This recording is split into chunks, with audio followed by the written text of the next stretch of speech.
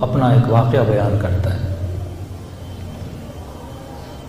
کہتا ہے کہ میرے گھر والے بہت عزادار، نیک، میری ماں نیک، میرا باپ نیک، نمازی، عزاداریوں میں شرکت کرنے والے، محرم کی مجالس میں جانے والے، لیکن میں بہت دین کے راستے سے ہٹا ہوا تھا.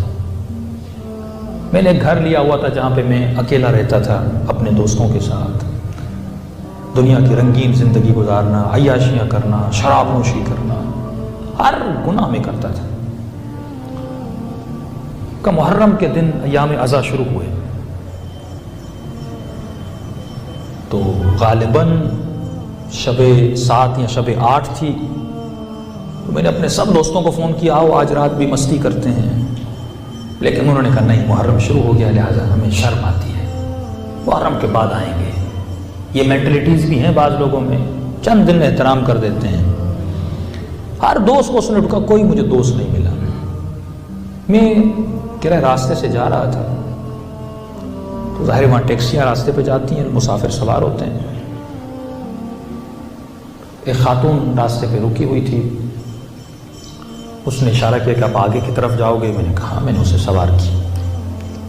سوار کیا تو میری نیت بری ہوئی اس خاتون کی طرف. میں نے گاڑی کو موڑا اور اپنے گھر کی طرف جانا چاہا کہ جب اس خاتون نے محسوس کیا کہ یہ مجھے جہاں میں جانا چاہتی ہوں وہاں نہیں لے جا رہا، کہا کہ مجھے آپ آگے لے جائیں. آپ کہاں جا رہے ہیں؟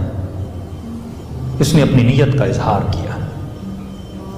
خاتون نے کہا وائے ہو تجھ پر، آج شب غم ہے، شب حسین ہے، تمہیں خوف خدا نہیں، خوف حسین نہیں،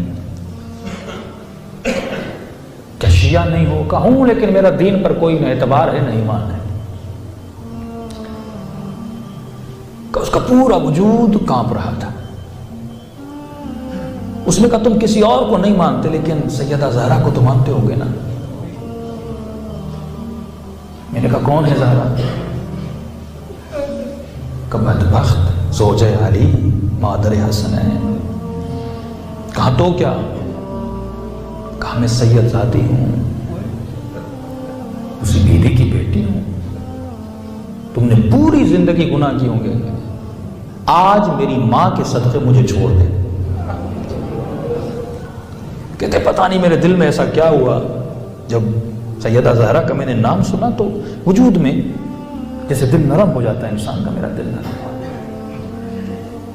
میں نے گاڑی موڑی اور اسے جہاں اترنا تھا، ایک امام بارگاہ تھا، میں نے وہاں اس کو اتارا.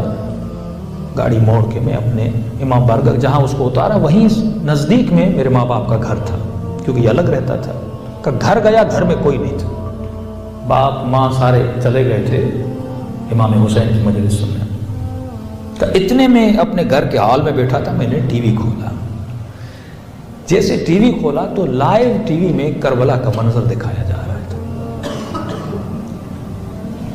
کہتے وہ منظر نظر بھی آ رہا تھا اور کوئی شخص مسائل پڑھ بھی رہا تھا. کبھی لائیو کربلا کا منظر، کبھی جنت البقیع کے مناظر دکھائے جاتے تھے.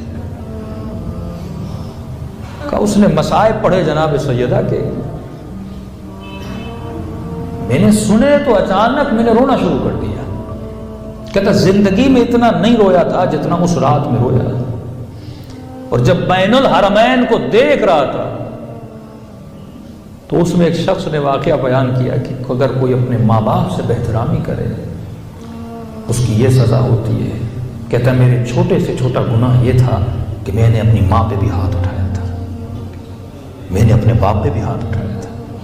اس مصیبت کربلا نے مجھے بدل دیا، اور ایسا بدلا کہ میں زار و قطع رونے لگا. روتے روتے میں نے اپنے ہر گناہ کی معافی مانگی امام حسین سے، شہداء کربلا سے.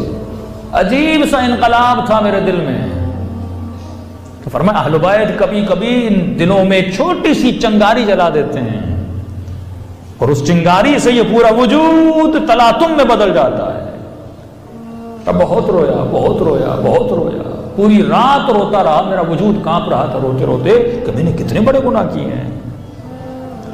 کہ اتنے میں صبح کا وقت قریب تھا، میری ماں گھر آئی. تعجب سے دیکھا کہ بیٹا گھر میں ہے. رو رو کے آنکھیں میری لال ہو چکی ہے. اس کا نام رضا تھا. اور ماں روتے ہوئے کہتی ہے کہ میرے لال میرے قریب آ، تجھ سے مجھے حسین کی خوشبو آ رہی ہے، تو بہت بدلا بدلا لگ رہا ہے، تو ویسا نہیں جیسا میں نے تجھے پہلے دیکھا تھا۔ کہ یہ کہنا تھا، میں روتے روتے ماں کے قدموں پہ گر گیا اور شدت سے معافی مانگی کہ ماں میں نے بڑی آپ کی خدمت میں بے احترامی کی۔ کہاں گئی تھی؟ کہ حسین کی مجلس میں، کہ خدا کو اسی حسین کا واسطہ تو مجھے بخش دے، آج کے بعد میں گناہ نہیں کروں گا، آج کے بعد میں خطا نہیں کروں گا۔ کہ عجیب سا انقلاب میرے وجود میں آ گیا تھا۔ کہ ماں بہت خوش ہوئی، باپ خوش ہوا، اب میں اپنے گھر میں رہنے لگا۔ 20 دن گزر گئے، اچھا سا لڑکا بن گیا، اب نمازوں پہ جا رہا ہوں، مسجد میں جا رہا ہوں، مسجد والے پریشان، جو مسجد کا چہرہ نہیں دیکھتا تھا مسجد میں آ رہا ہے، حسین کی مجلس میں جا رہا ہوں، ماتم کے دستوں میں شرکت کر رہا ہے، محلے والے خوش کہ یہ نیک ہو گیا۔ کہ اتنے میں وہاں کا کوئی بڑا تاجر تھا، وہ ایک قافلہ لے جا رہا تھا، اس نے کہا رضا تم بہت نیک ہو چکے ہو، میں نے ایک ٹکٹ رکھی ہوئی تھی ایسے ہی ذہن میں کہ کسی کو کربلا لے کر جاؤں گا۔ کہ میرے تصور میں بھی نہیں تھا کہ حسین مجھے کربلا بلائیں گے۔ کا سفر کربلا ہوا، کربلا گیا، آقا حسین کی زیارت کی، شکر حسین کیا، شکر خدا کیا، اے خدا ایک میری نیکی نے مجھے کربلا پہنچا دیا، ایک میرے ادب نے، احترام نے سیدہ کی مجھے کہاں سے اٹھا کے کہاں پہ لا کر کھڑا کر دیا ہے۔ کہتا 20-25 دن میں نے ساری زیارتیں کی اور ابھی واپس ہی آیا تھا، دوبارہ ایک اور قافلہ تھا، ان کا میرا وہاں جانا ان کو بہت اچھا لگا، ہینڈل کرنا قافلے کو اچھا لگا۔ انہوں نے کہا کہ ایک اور قافلہ ہے جو حج پہ جا رہا ہے۔ میں نے پھر رونا شروع کیا، میں نے کہا حسین کتنے احسان کرو گے، کربلا بھی بلا لیا، نجف بھی بلا لیا، پھر حج پہ بلایا۔ کہ میں نے طواف خانہ خدا کیا، جب مدینے گیا اور جنت البقیع پہنچا، کہا بھی ٹوٹی ہوئی قبر کو دیکھ رہا تھا، میرا وجود عجیب ہو رہا تھا، ایسے لگ رہا تھا کہ زہرا کہہ رہی ہے تو نے میرا احترام کیا، دیکھ میں نے تجھے کہاں بلایا ہے۔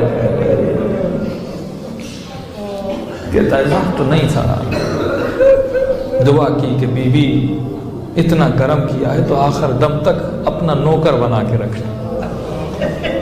اب زندگی میں جو بھی ہو وہ آپ کرنا بی بی۔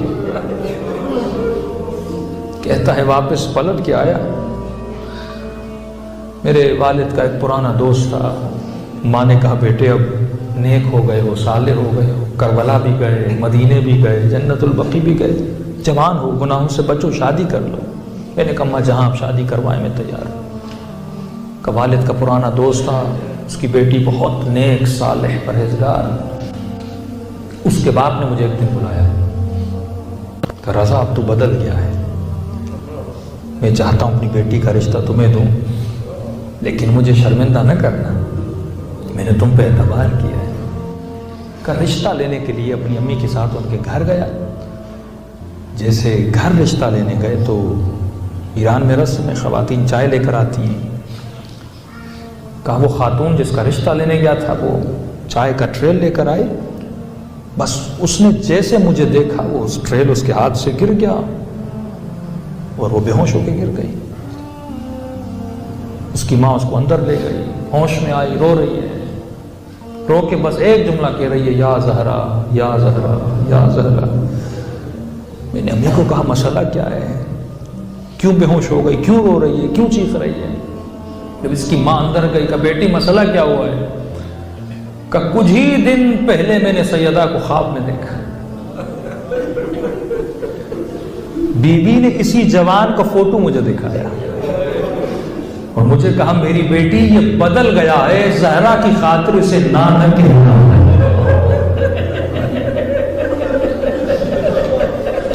یہ ہے جب تو ایک قدم ان کی طرف اٹھاتا ہے وہ پھر تمہاری زندگیوں میں ایسا بدلاؤ لاتے ہیں۔ یہی ضبط ہے نا، اگر وہ چاہتا اس وقت گناہ کرتا، کوئی روکنے والا نہیں تھا، اکیلا گاڑی میں تھا، لیکن اس نے احترام سیدہ کے سید میر داماد، جب اس نے خود کو گناہ سے بچنے کے لیے اپنی 10 انگلیوں کو جلا دیا تھا، وقت کے بادشاہ نے پھر اپنی بیٹی کا اس کو رشتہ دیا تھا، اس سے پوچھا کہ یہ بتا لوگ گناہ کے لیے ترستے ہیں، تو اکیلا تھا، تجھے موقع تھا، تم نے گناہ کیوں نہیں کیا؟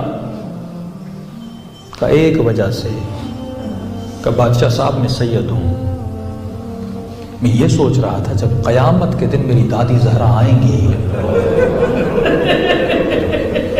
بھائی یہ صرف دوسروں کے لیے نہیں ہے کہ بی بی ناقے پر آئیں گی اور آواز آئے گی غضوا ابصارکم، آنکھوں کو بند کر دو، نبی کی بیٹی آ رہی ہے، یہ ہمارے لیے بھی ہے کہ جب وہ بی بی آئیں گی، یہی سوچ رہا تھا بی بی کو منہ کیا دکھاؤں گا،